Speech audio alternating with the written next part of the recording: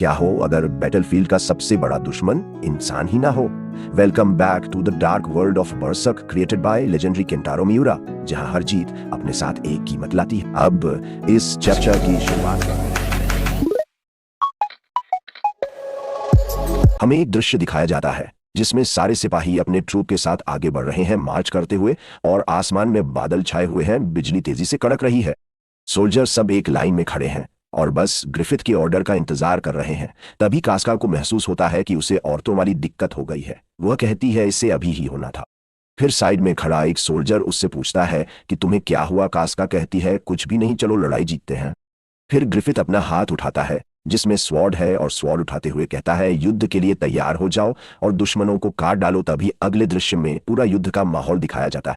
लोग एक दूसरे पर हमला कर रहे हैं, घोड़ों से वार हो रहे हैं, सब आर्मर में है लेकिन फिर भी तलवारों से एक दूसरे को मार रहे हैं। किसी का धड़ अलग हो रहा है, किसी का हाथ कट रहा है, किसी का पैर कट रहा है। हम एक कॉर्कस और जूडो लड़ते हुए दिखते हैं। जूडो कहता है यहाँ बहुत भगदड़ मची हुई है। तभी एक सीन में कास्का दुश्मन के कमांडर ब्लू वेल का हेड से लड़ती हुई दिखाई देती है। वह अपने स्वॉर्ड से हमला करती है लेकिन उस पर कोई असर नहीं होता और वह उसे पूरी तरह डोमिनेट कर देता है। फिर अगले सीन में दिखाया जाता है कि कास्का अपने घोड़े से नीचे गिर जाती है और किसी तरह वापस चढ़ने की कोशिश करती है। तभी वह कमांडर उससे विशालकाय रूप में दिखता है। वह कहता है क्या तुम वही लड़की हो जो हजारों बैंड ऑफ द हॉक के सिपाहियों को कमांड करती है। फिर वह ताना मारते हुए कहता है कि वह यकीन नहीं कर सकता कि कोई लड़की असली योद्धा हो सकती है। वह कहता है कि लड़कियां ताकत में लड़कों से बहुत कम होती हैं और उनका युद्ध में कोई खास इस्तेमाल नहीं है। फिर वह और नीच बात करते हुए कहता है कि शायद तुम्हें तुम्हारे ही सिपाही रात में इस्तेमाल करते होंगे और तुमने अपना कमांडर का दर्जा ग्रिफिथ के बेडरूम में जाकर हासिल किया होगा।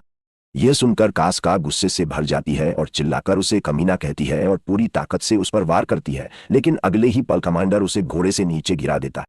कास्का उठने की कोशिश करती है लेकिन वह अपनी तलवार उसके सामने रखकर उसे मारने की कोशिश करता है। कास्का सोचती है यह इंसान बहुत ताकतवर है। कमांडर घमंड से कहता है कि बैटलफील्ड मर्दों का होता है और यहां आने की सजा वह उसे देगा। वह अपना परिचय देते हुए कहता है कि वह ब्लू वेल का हेड है, एक हैवी आर्म्ड नाइट कॉर्प्स का लीडर। तभी कास्का देखती है कि उसके ट्रूप के सिपाही वहां आ गए हैं और उसे बुला रहे हैं। कास्का उन्हें चिल्लाकर कहती है तुम सब पीछे जाओ, तुम उससे नहीं लड़ पाओगे। कमांडर उनकी तरफ देखकर कहता है कि तुम सब इस लड़की द्वारा लीड किए जा रहे हो, इसलिए तुम सब कमजोर हो। कास्का गुस्से में कहती है कि वह उसे नहीं छोड़ेगी, लेकिन तभी उसे एहसास होता है कि उसके पीछे जमीन नहीं है और वह एक किनारे पर खड़ी है। कमांडर कहता है कि अगर वह लड़ना चाहती है तो अभी भी लड़ सकती है, लेकिन वह उसे एक मौका भी दे सकता है।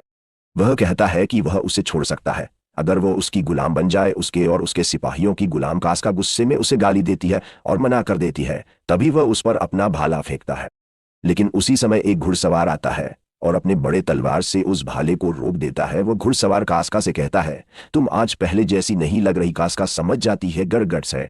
सब कहते हैं ये रेडर्स का कैप्टन गट्स है। फिर गट्स अपने तलवार से उस कमांडर पर हमला करता है और एक ही वार में उसे घोड़े से नीचे गिरा देता है।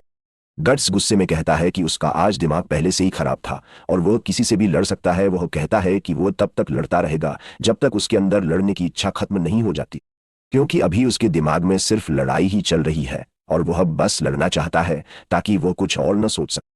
के साथ ये चैप्टर यहीं खत्म होता है, लेकिन कहानी अभी खत्म नहीं हुई है। अगर आप जानना चाहते हैं आगे क्या होता है तो चैनल को सब्सक्राइब करें और हमारे साथ जुड़े रहें इस डार्क जर्नी ऑफ बर्सर्क में। मिलते हैं अगले चैप्टर में।